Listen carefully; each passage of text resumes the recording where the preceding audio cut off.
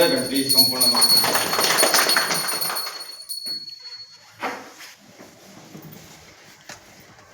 धन्यवाद। अब यस राष्ट्रिय स्वतन्त्र पार्टी दार्चुला सैलासिया नगरपालिका प्रथम पालिका बेलामा मलाई पनि जोड्ने मौका दिएको धन्यवाद। र हाम्रा राष्ट्रिय यस जिल्लाका सभापतिज्यूलाई विशेष धन्यवाद यो एउटा मौका दिलाउनु। र मेरो चाहिँ खासै अब भन्नुपर्ने कुराहरू पूर्वकता साथीहरूले भनिसक्नु भएको छ। सबैको भनाइ एउटै हो, तर गर्ने व्यवहार चाहिँ आफ्नो आफ्नो ठाउँमा चाहिँ एउटा आफ्नो शैली। सबभन्दा फर्स्ट के हो भनेपछि जसरी म तपाईँहरू सामने यसरी अगाडि आएर बसी कुरा गर्दैछु, मैले कुन किसिमले बोल्दा तपाईँहरूलाई चाहिँ सही हुन्छ र मैले कुन किसिमले बोल्दा मलाई र तपाईँहरूलाई गलत हुन्छ भनेर सोचेर मैले बोल्नु पऱ्यो। काम गर्दाखेरि हरेक चिजमा मेरो चाहिँ मेन टार्गेट के हो भनेपछिमा श्रम गर्ने ठाउँमा श्रम पनि गर्नु पऱ्यो कि। अब विगतका पार्टीहरू पनि कोही पार्टीहरू आयो, मैले पनि यस्ता कार्यक्रममा थुप्रै देखेँ, थुप्रै अनुभवहरू बटुले। तर के हो भनेपछि दोहोरिँदै आयो अझ त्यही परिपाटी के अवसर पाउनेले पाएको पाएछ। जुन चाहिँ खास पीडामा छ, जुन पीडित मान्छे छ, त्यो अझै पनि मौका पाएको छ। अझै पनि फन्डबाट वञ्चित छन्, अझै पनि फन्ड नपाएका मान्छेहरू पनि छन्। अब मेरो घर चाहिँ शैलशिखर वडा नम्बर 8 भाइ भन्छ नि, यहाँबाट यो गोकुले बजारबाट यदि सिधा टार्गेटिङ गर्ने हो भने 2 किलोमिटर पनि छैन। अब हामीहरूले त्यहाँबाट चाहिँ यत्रो सङ्घर्ष गर्दा पनि अब भनौँ हरेक कुराहरू राख्दा बाटोको लागि हरेक चिज अब प्रतिनिधिहरू त भित्रियो लागेन लाग्ला, त्यो ठिकै छ, लागेन लाग्ला, तर सुरुवात त गर्नु पऱ्यो नि त। अब हाम्रो कुरा चाहिँ प्रत्येक जो पनि निर्वाचितहरूले के भन्छ, होइन हामी यस्तो गर्छौँ उस्तो गर्छौँ आश्वासन दिनु। तर आश्वासन दिनु भएन। उहाँ हाम्रो सभापति सरले भन्नुभयो आश्वासन दिनु ठुलो कुरा होइन क्या, तर जति जस्तो भए पनि काम जुन भन्यो त्यसमा चाहिँ अलिक सुरुवात त गर्नु पऱ्यो कमसेकम। पुरा हुन टाइम लाग्ला, कुनै काममा चाँडो होला त कुनै काममा ढिलो होला, तर कमसेकम चाहिँ त्यसको म्यान्डेट एउटा बनाएर चाहिँ आम जनता आम भनौँ मतदाताहरू उहाँहरूको होइन ग्रुप जनप्रतिनिधि उठेर जान्छ जित्छ, उनीहरूले चाहिँ भोलिको प्रतिबद्धतालाई कमसेकम कार्यान्वयन तर्फ लाग्छ। यहाँ अगाडि आएर मञ्चमा आएर चाहिँ ठुलै कुरा गर्नु धेरै यसले त के नै गर्यो, यसले त चटक्कै मतलब एउटा राम्रो कुरा गर्यो भन्ने कुरा होइन। कसैको बोलाइमा फरक होला तर व्यवहारमा राम्रो होला नि त।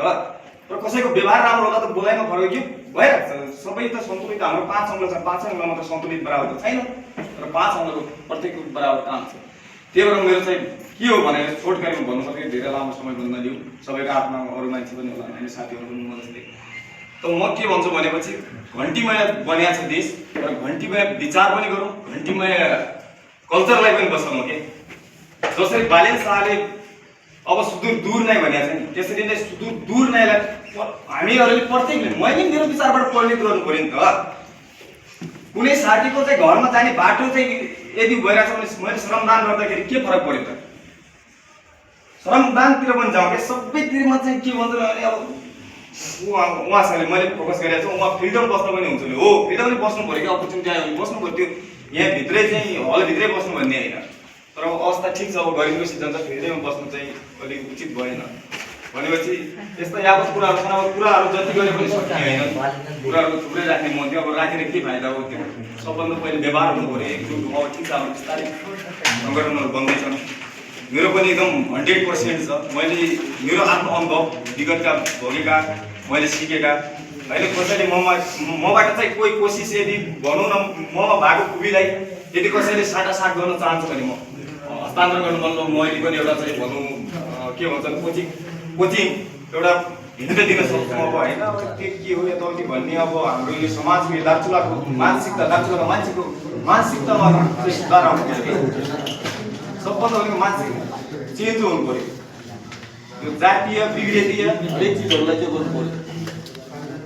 त्यस्तो छ कुराकानी। अब यस्तै हो, कुराहरू जति राख्यो भने कुरा सकिँदैन। यो मेरो चाहिँ अब भनाइ के हो भने सबै एकजुट हौँ।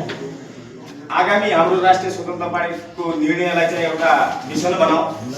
सबै चाहिँ आफ्नो तब्काबाट, आफ्नो स्थानबाट चाहिँ एउटा स्वाभिमान, एउटा राम्रो किसिमको चाहिँ सबैमा जनचेतना जगाऊ।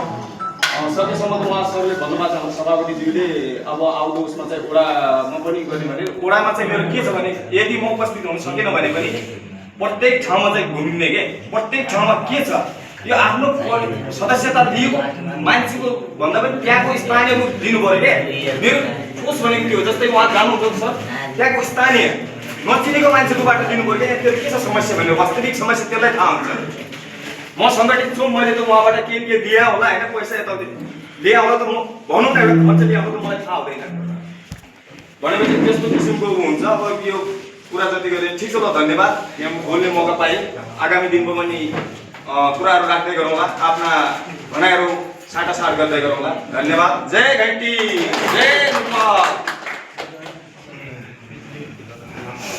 धन्यवाद एकदमै सान्दर्भिक कुरा राखेर जानुभएको छ जसले भने जस्तै